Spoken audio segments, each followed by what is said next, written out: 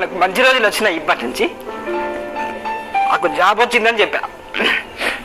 అసలు వాళ్ళు ఎంత ఏడుస్తున్నారంటే నేను ఇక్కడ ఏడుస్తున్నా, వాళ్ళు అక్కడ ఏడుస్తున్నారు. అది బాధతో వచ్చింది కాదు సార్. అసలు ఆ సంతోషాన్ని ఎక్స్ప్లెయిన్ చేయలేము. హాయ్ ఫ్రెండ్స్, ఎలా ఉన్నారు? This is Krish. Welcome to my channel Krish competitive Adda. At the same time welcome to achiever series. ఈరోజు మనం ఒక సాధారణ వ్యక్తి గురించి మాట్లాడుతున్నాం. సో ఎందుకంటే అతని యొక్క లక్షణాలు అతన్ని అసాధారణ వ్యక్తిగా మార్చాయి. సో ఈరోజు మనం ఆ లక్షణాల గురించి మాట్లాడుకుంటున్నాం అచీవర్ సిరీస్. బస్ స్టాండ్కి దగ్గరలోనే ఉంటుంది. వీళ్ళు న్యూస్ చదువుతూ ఉంటే పక్కన వింటాడు మా నాన్న. ఇక మీ అబ్బాయి ఫోటో పేపర్లో వచ్చిందని చూపెడితే అక్కడ నుంచి ఆ పేపర్ పట్టుకొని ఇంటికి వెళ్ళిపోయినాడు. ఇంటికి వెళ్ళిపోయి మా అమ్మతో నాకు ఫోన్ చేయించిండు. ఇట్లా పేపర్లో వచ్చిందంట, 3 జాబ్లు వచ్చినాయంట కదా అని. వాళ్ళ సంబరం అసలు చెప్పలేం సార్, అది మాటల్లో చెప్పలేం. ఆ క్షణం కోసం, వాళ్ళ హ్యాపీనెస్ కోసం, నా హ్యాపీనెస్ కోసం ఇన్ని రోజులు నాది 10 సంవత్సరాల జర్నీ సార్ ఇప్పటి వరకు. అతని యొక్క ఆశయం గురించి, అతని యొక్క సహనం గురించి, అతని యొక్క త్యాగం గురించి, అతని యొక్క యుద్ధాల గురించి, అతని యొక్క ఓటముల గురించి అన్నీ ఈరోజు ఈ వీడియోలో నేర్చుకుంటాం. It gives some motivation. జీవితంలో జీతం మాత్రమే ముఖ్యమనుకున్నవారు కేవలం 1 సంవత్సరం 2 సంవత్సరాలు గవర్నమెంట్ జాబ్కి ప్రిపేర్ అయ్యి అక్కడ నుంచి వేరే జాబ్కి షిఫ్ట్ అయిపోతారు బికాస్ ఆఫ్ వాళ్ళకి కావాల్సింది మనీ. కానీ కొందరు మాత్రం జీవితాన్ని ఒక ఆశయం వైపు తీసుకెళ్తూ ఉంటారు. వాళ్ళు దానికి 1 సంవత్సరం కాదు, 2 సంవత్సరాలు కాదు, 5 కాదు, 10 సంవత్సరాల వరకు కూడా పోరాడతారని ఇతని ద్వారా మనం తెలుసుకోవచ్చు. కేవలం మన యొక్క నోటిఫికేషన్ 1 ఇయర్ లేట్ అయ్యిందని, లేదా మెయిన్స్ ఎగ్జామ్ పోస్ట్ పోన్ అయిందని, 1 మంత్ పోస్ట్ పోన్ అయిందని మనం చాలా గివప్ ఇచ్చేస్తుంటాం.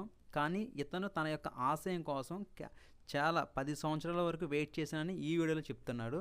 సో ఆశయం ఉన్నవాళ్ళు ఖచ్చితంగా దాన్ని ఛేదించే వరకు కూడా గివప్ ఇవ్వరు అన్న పాయింట్ అనేది నాకు చాలా బాగా నచ్చింది. కూర్చోబెట్టి మన అందరం వచ్చింది పేదరికం నుంచే కాబట్టి యూనివర్సిటీలో వచ్చే ప్రతి ఒక్కరు ఒక ఎయిమ్తో వస్తారు. మనకు కూడా ఒక ఎయిమ్ ఉండాలి. మేమందరం అట్లా వచ్చిన వాళ్ళమే. సో మీరు కూడా ఏదో ఒకటి ఖచ్చితంగా ఇక్కడ నుంచి బయటికి వెళ్ళేటప్పుడు జాబ్తో మాత్రం బయటకు వెళ్ళాలని చాలా మోటివేట్ చేసేవాళ్ళు. మనందరికీ కూడా ఒక మంచి ఆశయం ఉండాలని చెప్తున్నాడు. దట్ మీన్స్ గోల్ ఉండాలి. ఎస్, మన ఇంటికాడ బయలుదేరినప్పుడు అమ్మా నాన్నకి ఒక మాట చెప్పి బయలుదేరాం కదా, ఖచ్చితంగా పలానా గవర్నమెంట్ జాబ్ క్రాక్ చేసి వస్తానని. సో అది ఎప్పుడు కూడా గుండెల్లో పెట్టుకోండి ఆ మాటని. అది వచ్చినంత వరకు కూడా మనం ఇక్కడే పోరాడాలి. ఫైనాన్షియల్గా ఇబ్బంది వచ్చినా, ఇంకే ఇతర ప్రాబ్లమ్స్ వచ్చినా కానీ దాన్ని క్రాక్ చేసి మనం మీ యొక్క రూమ్ నుండి ఇంటికి వెళ్ళాలి అన్న పాయింట్ని చాలా క్లియర్గా చెప్పాడు. అతని యొక్క జర్నీ వచ్చి 10 సంవత్సరాల వరకు కూడా జర్నీ ఉంది. సో దాంతో కంపేర్ చేసుకుంటే మనం చాలా తక్కువ అని చెప్పచ్చు. సో ఏదేమైనప్పటికీ కూడా మీరు గవర్నమెంట్ జాబ్ సంపాదించేకే ఇంటికి వెళ్తారు అన్నది మైండ్లో బాగా సెట్ చేసుకోండి పాయింట్. దానికోసం పోరాడండి. చిన్నప్పటి నుంచి చూస్తున్నాం కాబట్టి వాళ్ళు అట్లాగే చెప్తారు. రాదున్నా కానీ నాకు చెప్పారు. ఏం చేద్దామని బాగా ఆలోచిస్తున్నా. మా ఫ్రెండ్, మా రూమ్మేటు అప్పటికి వాచ్మెన్గా జాయిన్ అయ్యాను. 3 months అవుతుంది. ఖచ్చితంగా అంటే ఆయన అడిగితే చెప్పినవాడు, మనకి ఛాన్స్ ఉంటే చూడు, నైట్ కదా చదువుకోవచ్చు, ఎట్ ద సేమ్ టైం మళ్ళీ కొన్ని డబ్బులు కూడా కావాలి, మన ఇంట్లో వాళ్ళకి ఇబ్బంది కావద్దు ఫస్ట్ ఆఫ్ ఆల్. అందుకని చెప్పి వాళ్ళు రిక్వెస్ట్ చేస్తే ఆడు వాళ్ళ సార్ని అడిగితే సరే చూద్దామని చెప్పి ఒక 3 months వెయిట్ చేయించిన తర్వాత అప్పుడు ఒక ప్లేస్లో ఉంది, మీరు అక్కడ జాయిన్ అయ్యండి అంటే ఈఎంఆర్సి అని ఉస్మానియా యూనివర్సిటీలోనే ఉంటుంది. అక్కడికి వెళ్ళి అక్కడ జాయిన్ అయ్యాను. సో నాకు ఆ డ్యూటీ అనేది చాలా హెల్ప్ అయింది. సో అక్కడ నుంచి వచ్చిన ఇన్కమ్ వల్ల నేను మా పేరెంట్స్కి ఇబ్బంది పెట్టకుండా నేను ఒక పని చేస్తున్నా అమ్మ, నేను ఇక పని చేస్తూ చదువుకుంటా అని చెప్తే వాళ్ళు కూడా ఓకే సరే బిడ్డ ఏదో ఒక పని చేస్తున్నావు. నెక్స్ట్ ఇతనిలో ఉన్నది ఏంటంటే పేదరికం. సో పేదరికాన్ని ఇతను జయించడానికి పెద్ద ఆశయం అయితే పెట్టుకున్నాడు, కానీ ఈరోజు సర్వే అవ్వడానికి ఇతని దగ్గర డబ్బులు లేవు. సో అలాంటి సమయంలో ఇతను నైట్ వాచ్మెన్గా జాయిన్ అయ్యాడు. అది కూడా నైట్ నిద్ర లేకుండా చేయడం. సో మనందరికీ తెలిసిందే, మనం చదివేటప్పుడు నైట్ నిద్ర అనేది ఎంత ఇంపార్టెంటో, అలాంటిది నైట్ నిద్ర లేకుండా చదవడం, అదేవిధంగా మార్నింగ్ కూడా చదవడం అనేది చాలా చాలా పట్టుదలతో చేసిన పని అని నేను అనుకుంటున్నాను. సో అలాంటివి మనం నేర్చుకోవాలి, అలాంటి లక్షణాలు మనం నేర్చుకోవాలి. సెక్యూరిటీ గార్డ్గా పనిచేస్తున్నావా అంటూ కొందరు తనను హేళన చేశారని ప్రవీణ్ గుర్తు చేసుకున్నారు. కొంతమంది మీ వాడు సెక్యూరిటీ జాబ్ చేస్తున్నంట కదా, ఇక అంతే, ఇక చేసుకోమని సెక్యూరిటీ, ఇక ఏదో జాబ్ చేస్తుండు కదా, ఇక సాలిగా ఇంకేం చదువుతాడు, జాబ్లు ఏమి రావిగా, ఏదో పెళ్లి చేసుకోమనండి, ఇక పెళ్లి చేసుకొని ఉండొచ్చు, ఇక అదే జాబ్ చేసుకుంటూ అని అనేవాళ్ళట. నెక్స్ట్ థర్డ్ పాయింట్ చూసుకుంటే అతని యొక్క యుద్ధాల గురించి మాట్లాడితే అవమానాలు అట్ ద సేమ్ టైం పేదరికం, ఈ రెండు కూడా అతనికి బద్ధ శత్రువులుగా భావించాడు. సో కేవలం తన యొక్క ఆశయం వైపు మాత్రం వెళ్ళాడు. అవమానాలు జరిగినప్పటికీ, అదేవిధంగా పేదరికం ఉన్నప్పటికీ కూడా వాటిని జయించి మరి తన యొక్క ఆశయాన్ని, కళని నెరవేర్చుకున్నాడు. సో ఈ పాయింట్ నుంచి మనం అది నేర్చుకోవాలి. మనకి మనీ పరంగా కానీ, ఫైనాన్షియల్గా కానీ, లేదా రిలేషన్షిప్ పరంగా కానీ, లేదా రిలేటివ్స్ నుంచి వచ్చే అవమానాల గురించి కానీ మనం ఎప్పుడు ఆలోచించవద్దు. దానికి అనుగుణంగా మన యొక్క ప్రణాళికను సిద్ధం చేసుకుని మన ఆశయం వైపు ఇంకా ఎదరికి వెళ్ళాలని ఈ పాయింట్ అనేది చెప్తున్నాను. నేను వాచ్మెన్గా వర్క్ చేసిన దగ్గర వాళ్ళ సార్లు అందరూ కలిసి కాన్ఫరెన్స్ హాల్లో కూర్చోబెట్టి వాళ్ళందరూ నాకు సన్మానం చేశారు సార్. నా జీవితంలో మొట్టమొదటి సన్మానం.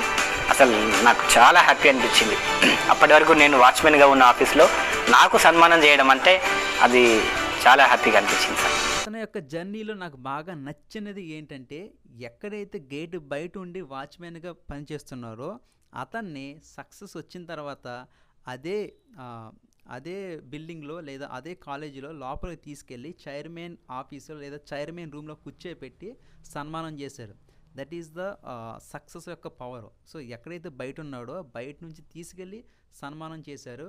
So that is the biggest achievement in his life and the first achievement in his life అని చెప్పాడు. ఆ పాయింట్ నాకు చాలా బాగా నచ్చింది. విజయం సాధించే వరకు ప్రయత్నం ఆపొద్దంటున్నారు ప్రవీణ్. ఒకరికి ఒకటి అటెంప్ట్ వస్తుంది, ఒకరికి రెండో అటెంప్ట్ వస్తుంది. కానీ పేషెన్సీగా వెయిట్ చేసి కంటిన్యూస్గా చదువుతూ ఉంటే ఖచ్చితంగా ఏదో ఒక రోజు వస్తుంది sir. Never give up. So మీరు ఆల్రెడీ మీ మైండ్లో ఒకటి వచ్చింది, అదేంటంటే గవర్నమెంట్ జాబ్కి ప్రిపేర్ అవ్వడం అనేది మీకు మైండ్లోకి ఎప్పుడైతే వచ్చిందో అప్పుడే మీరు సక్సెస్ అయినట్టు. సో బికాజ్ ఆఫ్ మీకు తెలుసు ఎంత కాంపిటీషన్ ఉంటుందో, ఎంతమంది రాస్తూ వస్తుందో తెలియదు, ఎంతమంది ఫెయిల్ అవుతారో తెలుసు. అవన్నీ తెలుసు కూడా మీ మైండ్ మీకు చెప్పింది గవర్నమెంట్ జాబ్ రాయి అని. అంటే మీ ఎబిలిటీ మీకు ఉందని మీకు తెలుస్తుంది, మీ మైండ్ మీకు చెప్పింది. సో మీరు క్రాక్ చేయగలరు, ఆ ఎబిలిటీ నీకు ఉంది, నువ్వు అప్లై చెయ్యి అని అన్నదంటే ఖచ్చితంగా మీరు సగం సక్సెస్ అయినట్టే. సో అది గుర్తుపెట్టుకోండి, చివరి వరకు పోరాడండి. That's it. సో చివరిగా ఒక మాట, సో మీ అమ్మా నాన్నలు ఏడవడం మీరు చాలాసార్లు చూసుంటారు. ఈసారి కూడా అలా ఏడవాలని నేను అనుకుంటున్నాను. కాకపోతే బాధపరంగా కాదు, ఆనందపరంగా, ఆనంద బాష్పాలు అంటారు కదా అయ్యి.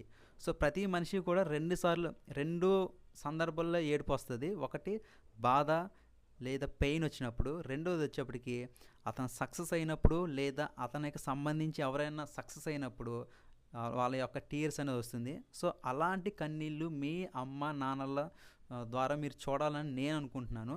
So that's it. All the best for your exams whatever it may be. Thank you for watching. Thank you so much. Osmania university ఈఎంఆర్సీలో నైట్ వాచ్మెన్గా పనిచేస్తూ ఒకేసారి 3 ప్రభుత్వ ఉద్యోగాలు సంపాదించారు ప్రవీణ్ కుమార్.